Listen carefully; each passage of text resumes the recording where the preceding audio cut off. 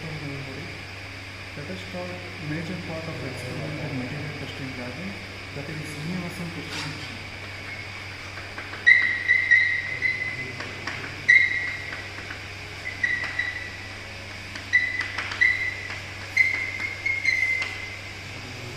So UTM, the name itself indicates universal testing because we can test tension, compression, shear and bending. We can test almost all the 4 tests, hence the name universal testing machine.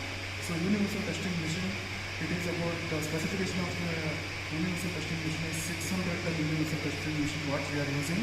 We have a provision to change the load as well as elongation. So based on that we will calculate rest of the things. First here we have tension test.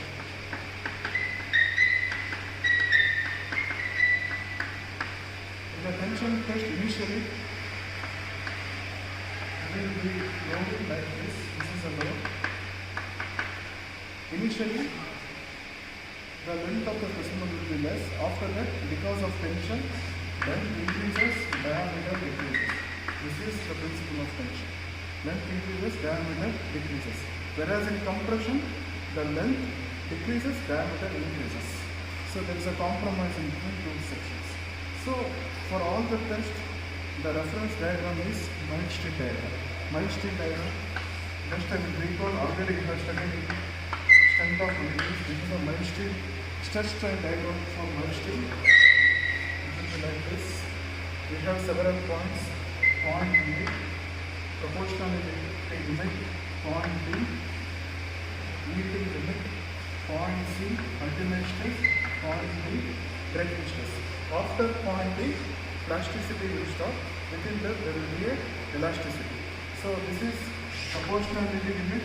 Here the stress is directly proportional to strain. At the yield point, what happens? The stress will be constant, the strain will go some increases. At the ultimate point, if we take ultimate load, the strain will be increasing. Breaking stress, the specimen breaks. So these points we need to capture in UTM. We need to calculate these points. Let us see the calculations for the first thing is we will calculate stress. Already you know, since it is a direct stress, stress is given by load by area. Next, we will calculate strain. Only these two things we will calculate in the machine. We need to take what is the load reading and corresponding elongation. The strain is nothing but change in length by original length.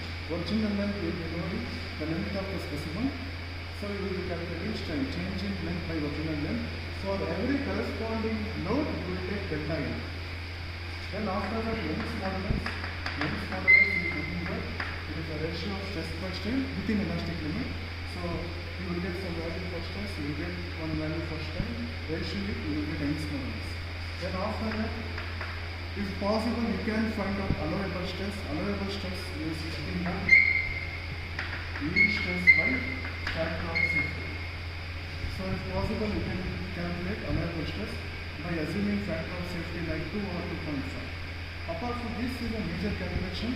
Our objective is to find Young's modulus. Apart from this, there are other things.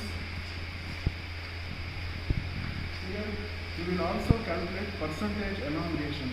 As I already said, length increases, diameter decreases. So we need to calculate percentage elongation. Percentage elongation is nothing but change in length.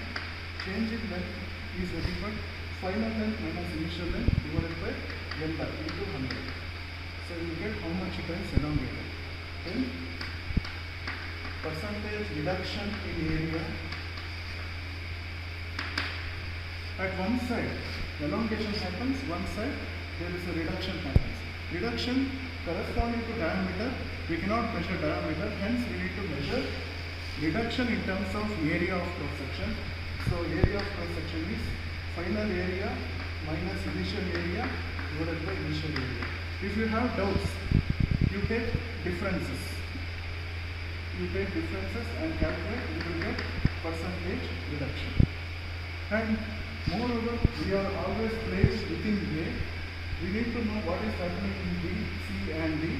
For that, we will calculate the corresponding stresses for the corresponding load. So that means here, we will calculate yield stress load at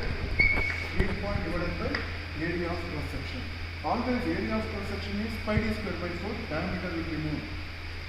Right? Ultimate stress similarly at C, you will calculate the stress, ultimate stress. Ultimate stress is nothing but ultimate load divided by area. Then breaking stress, load at breaking point divided by area. These three things we will calculate. These are the calculations for tension test. Tabular column is simple. The serial number, load we will measure in kilonewtons. Then delta L, elongation will be in mm. Then stress and strain. Stress is already I told, load by area, strain is delta L by L. Then Young's modulus. Find out the average, take 10 to 15 trials in order to get a smooth graph.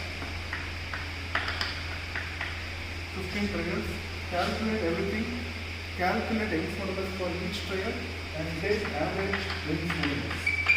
This is one type. Otherwise what you can do is, you can calculate Young's modulus using graph, plot stress strain curve, take the value of stress in y-axis, take the value of strain in x-axis, you will get some points, take the average curve, find out the slope.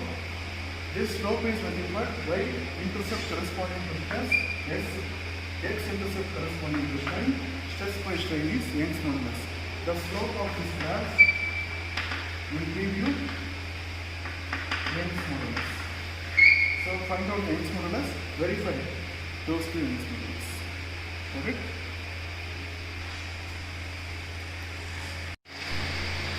Good morning. This is Professor Ramanandan HS, Department of Mechanical Engineering, Maharaja Institute of Technology, Mysore. So today I am going to demonstrate you one of the experiment in a material testing laboratory. It is a universal testing machine. We are performing tension test. So UTM machine, in short we call it as a universal testing machine, and you can see here it is of capacity 600 kilonewton is what is mentioned here. So in this experiment, first I will show you the specimen.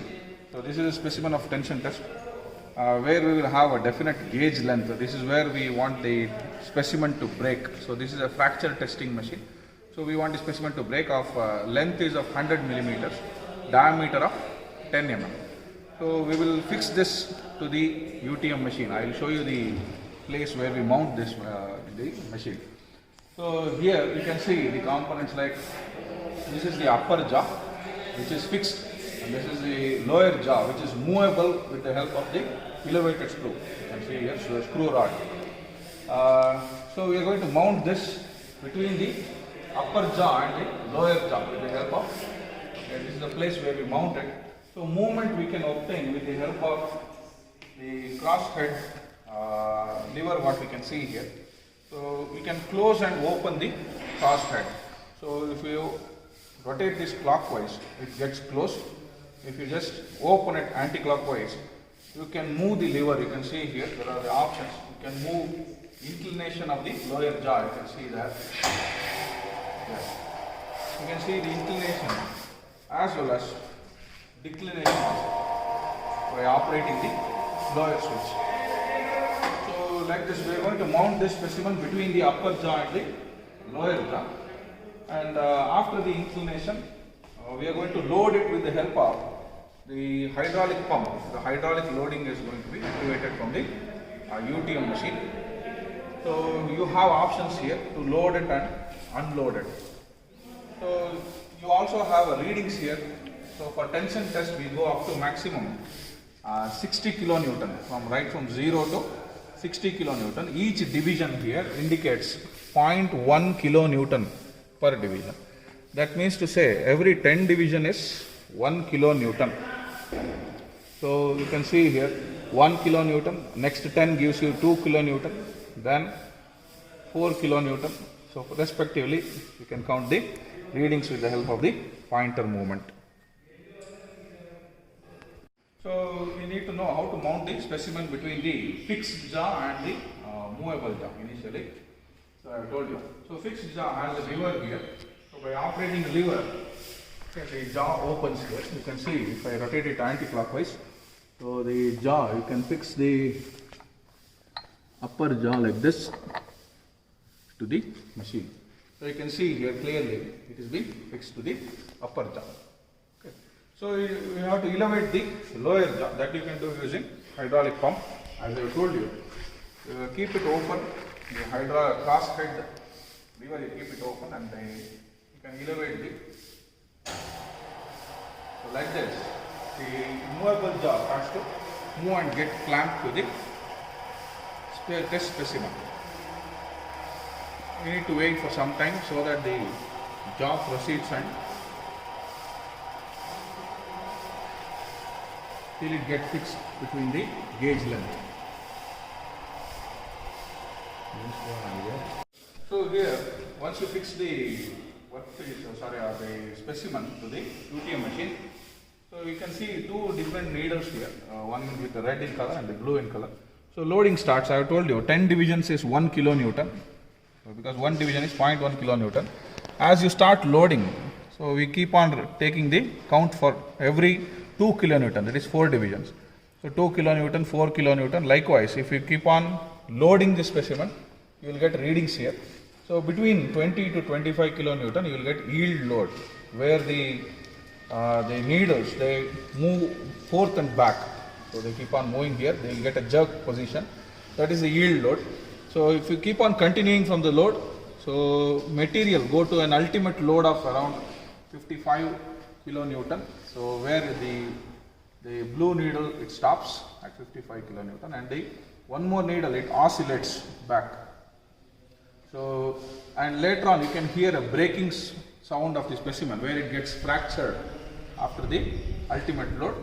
So that load will be the breaking load of the another point.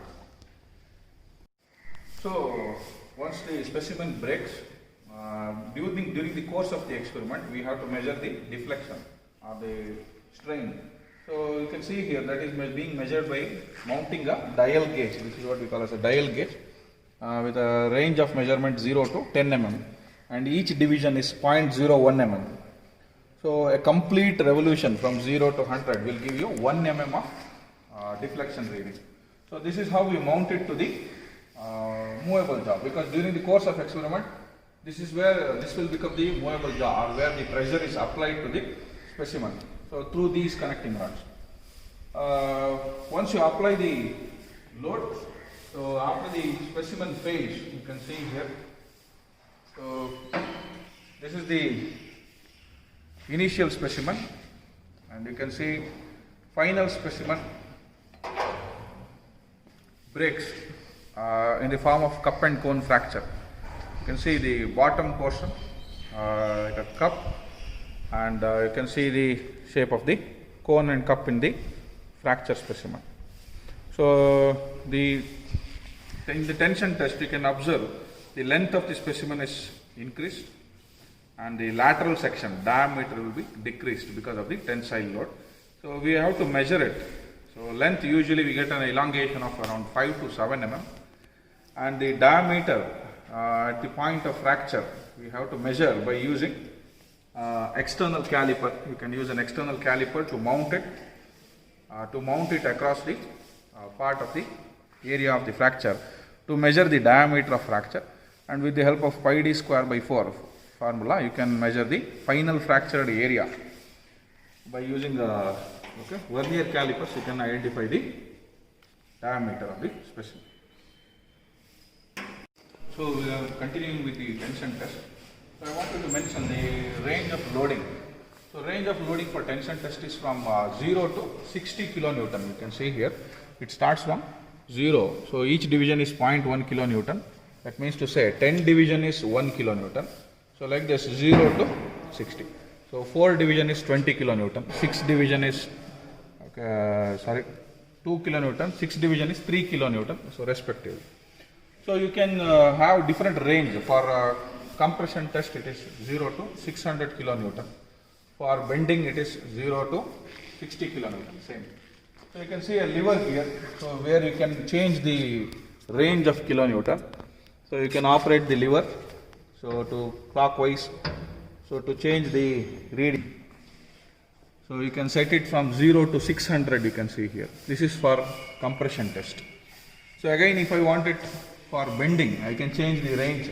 If I rotate it clockwise, the lever, I can set it again from 0 to 60 kilonewton. So this is how you set the range of loading for different set of experiments. So in the previous class we have discussed the tension test. The compression is same because both the loads are almost at the same peak. That will be an axial load or direct stress. Tension is also direct stress, compression is also direct stress. Only the change is direction. Here in the tension test, the direction will be like this, but whereas in compression it will be compressed. So what happens here is, this is a loading type what we will apply for compression test. This is the initial specimen. We will apply load like this. What happens here? The length decreases, diameter increases. The specimen will be like this after the load. This is before, this is after. So all the calculation remains same. This is almost same like a tension test. The only change is here, instead of percentage elongation, here the percentage reduction in length happens because the length decreases. Instead of percentage reduction in area, here the percentage increase in area. The calculation of compression test remains same. Stress we calculate load by area, strain change in length by original length, and Young's modulus ratio of stress by strain, then allowable stress, yield stress by factor of safety. Here in compression, you can take either yield or ultimate. Then after that, in tension, it was a percentage increase in area, here percentage reduction in area, because in the compression what happens? The length decreases, diameter increases.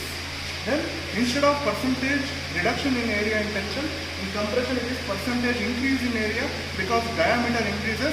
Directly we cannot measure diameter. Diameter is measured indirectly using area. So you have to take the difference between initial area and final area divided by initial area. So these two things. Then here there is no yield stress and breaking stress. Directly here we will calculate ultimate stress, load ultimate point divided by area of cross section. This is a compression test. The tabular column remains same. P, delta L, sigma, strain, epsilon and Young's modulus. So first what you will do is apply the load, write the elongation. Apply the load, write the elongation. Then find stress and strain and Young's modulus. Same thing, plot the graph. The slope of the plot remains same, stress by strain. Why I am making this, why I am making comparison is to make you easy to learn. Because tension and compression calculation remains same because both are direct stresses. Nothing is changed. In all the UTMs, what we will do is, we will calculate modulus. It might be Young's modulus, it might be bulk modulus, it might be rigidity modulus, it might be bending modulus, like that. So the final thing is, we will calculate stress by strain, that's all. So stress, we need to know how to calculate it. If it is a direct stress, P by A, strain, if it is a delta L by L, that's all. That is the formula we are using. hello, good morning. So you have seen by the use of UTM machine, the demonstration of tension test. Similarly, we will perform the compression test today. So compression test, you already know, the load will be applied coaxially. They will be acting towards the line of force so that the material gets increased with the diameter and decrease in the length. So here we can demonstrate it with the UTM machine. I have already given you the brief picture of UTM machine. It's a 600 kilonewton UTM machine. You have to change the loading range. So loading range, I have told you, by the use of the lever here, you can change it to 600 kilonewton by rotating anti-clockwise. You can set it to 0 to 600 now. So every 10 division will give you, we will take reading for 10 kilonewton each here. So 10 kilonewton, every 10 division will give you 10 kilonewton reading. So to the mounting of the specimen, you can see this will be the mounting table and the above one is the movable jaw. You can move the jaw so that these two pads will apply the ranging load on the specimen of around 25 mm diameter and 25 mm length. So this is the initial specimen. which is placed on the mounting table. And I told you the cross head lever will help you in elevating and declining the jaw. You can see you can decline the jaw and apply the load on the specimen in the followed mentioned way.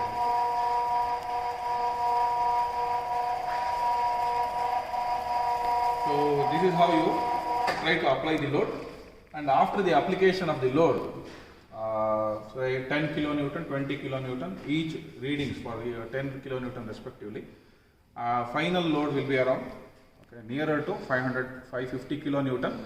The material will bulge, and you can see the final specimen with an increased diameter, when compared to the initial specimen.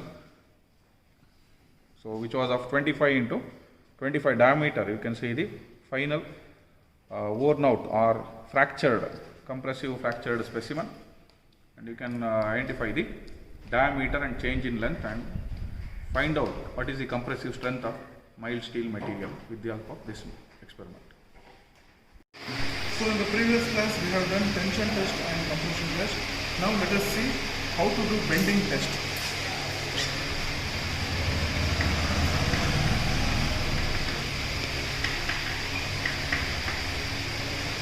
Already the tension test and compression test, those tension and compressions are direct stress, but bending is a transverse stress. Here what we are applying is, the load application is different. So in case of direct stress, the load is applied along the axis. So here the load is applied perpendicular to the axis. So what we will do is, for the bending test, we need to give some support in order to apply the load at transverse axis. So what we will do is, our UTM machine has a provision for the beam support. So what we will do is, we will consider a beam. This is a simply supported beam.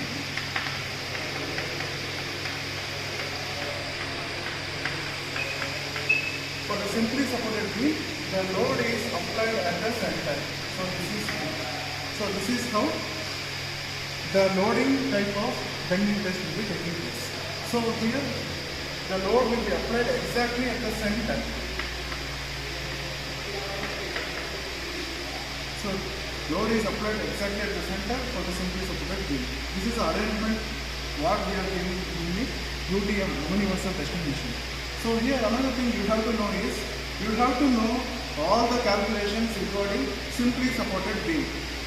Say for example, what is the deflection of simply supported beam? Yes, delta will be equal to PL cube divided by 48 EA. So this is a calculation for simply supported beam. You need to know what is the deflection. Using this equation, we are finding the modulus of bending. We will find out B. Then another thing is, you need to know what is the bending moment for the simply supported beam. Bending moment will be equal to PL by 4. These two calculations is based on simply supported beam. If it is a cantilever beam, it is WL, bending moment, and delta will be PL cube divided by 3 EI. And don't worry, there is no provision to change this type of beam structure. So you will get only simply supported beam structure. You have to know the simply supported. So this calculation is based on EI d square 1 by dx square equal to m. So if you use this, apply Mekuda method, you will get the deflection. What you have studied in deflection of beams in SOM, the same calculation. Then here what we have to do is, same thing here we will calculate stress. How to calculate stress? It is not load by area here, because whenever it is a direct stress, you have to use P by A. It is not a direct stress, you cannot use P by A. Hence, in strength of materials, there is a separate formula for bending. So that is nothing but, it is pure bending moment equation. Pure bending moment equation. Pure bending moment equation is M by I, E by R, sigma by Y. This is the equation for pure bending moment equation. So what we will do is, we will use these two, because I am interested to find out what is the bending stress using bending moment. We don't know modulus of resonance here, hence we are not using this. We are using these two. I will rearrange this. The stress will be equal to m into y divided by I. For the ease of calculation, what we will do is this I by y will be replaced with z, and z is nothing but section modulus. So bending stress will be given by m by z, where m is the bending moment. What is the bending moment? Bending moment for the simply supported beam is PL by 4. Then z is the section modulus. Section modulus is given by moment of inertia divided by y. Y is nothing but, it is not a deflection. Y is generally they will call it as deflection, but y is distance from the neutral axis to the centroid. Distance from the neutral axis to the centroid. This is y. Then what is bending stress? Same thing, m by z. So m, you have to know, m is nothing but PL by 4. Then z is a section modulus. It is given by I by y. I is cross section, not moment of inertia, not mass moment of inertia to the power of 4. I is given by, so generally this specimen will be like rectangular. Rectangular is supported with simply supported beam. You have to take this area into consideration. This is width. Width I will call it as B. Height we will call it as H. So moment of inertia for a rectangular section is BH cube divided by 12. This is moment of inertia for a rectangular section. The specimen is rectangular. Good. Then y is as already I said, distance from centroid to upper or lower part. You can take anything. So this distance is h by 2. Y is nothing but h by 2. So this is how we will calculate stress. The calculation looks like tougher one, but all are based on simply supported beam. Just you need to remember these two calculations. Then I will calculate what is this E. E is nothing but Young's modulus. Using this, I will calculate what is E. E is equal to, I will rearrange this, 48 into I. So E is equal to, I will rearrange this, PL cube divided by, I will write L cube for ease of calculation because one logic point is there. L cube divided by, delta will go into denominator, V will go here. So 48 I will write as it is. Even I won't write delta also because there is another logic over into I and P by delta. Why this P by delta I have written separately means because in each of calculation you will be finding out what is P by delta. So tabular column looks like serial number, load and delta. This deflection we will be calculating. Got it? So this P by delta we will calculate. So for each trial, what is the load? What is the corresponding deflection? What is the load? What is the corresponding deflection? Like this we will calculate for all the trials. We will take up to 10 or 15 trials. Because the graph goes smoother. Graph trials is just the graph smoother over there. So that's why we will take like this. So this is the graph, P by delta. Plot the graph. Find out the slope. You will get average P by delta value using graph. What I will do is here I will write graph. So using graph we will be finding out P by delta. You know what is L, you know what is I, 48 is constant. Then you will get Young's modulus. Another thing is there, that is modulus of rupture, that is denoted by small f. So modulus of rupture is nothing but maximum bending moment. Maximum bending moment, it is just like maximum load what we are using. Maximum bending moment into L divided by 4. We will calculate modulus of rupture. The unit of this will be same, Newton per millimeter square. This is also Newton per millimeter square. This is also Newton per millimeter square. This is about bending. Just you are calculating only three things: stress, Young's modulus, and modulus of rupture. That's all. Good afternoon.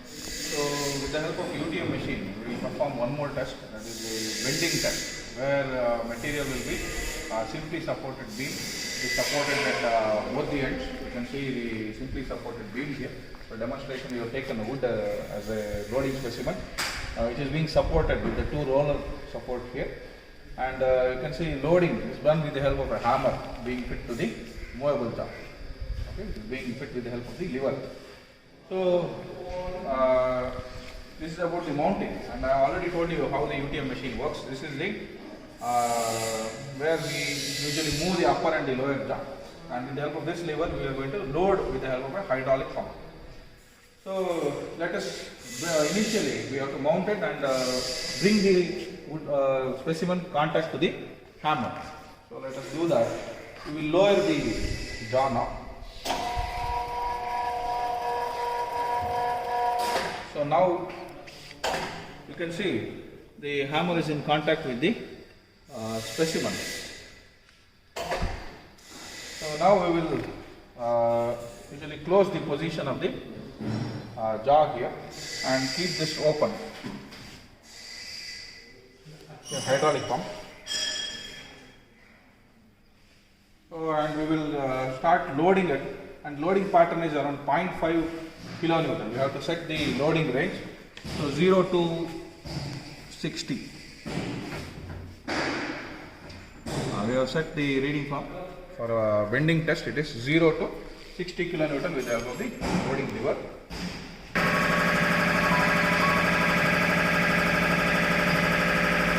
So bending test, I am telling you, we have mounted this specimen, and now we are loading it after setting the pressure range of 0 to load range of 0 to 60 kilonewton. So you can operate the lever here. Slowly, very gradually you can operate the lever, and you can observe the change in the loading here. Yeah, you can see the change in the load. Each division will give you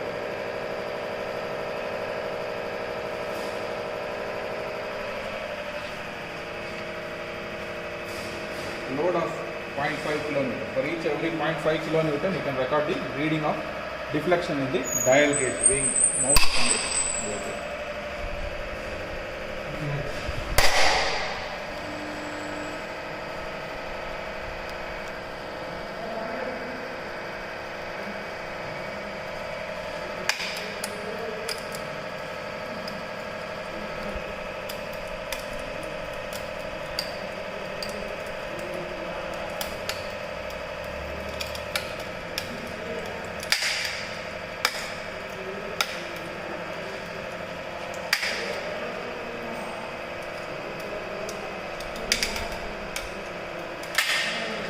See the breaking of the specimen.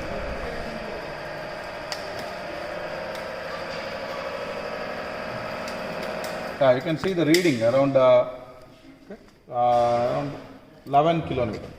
More than 11 kilonewton is the breaking load of the specimen for bending test.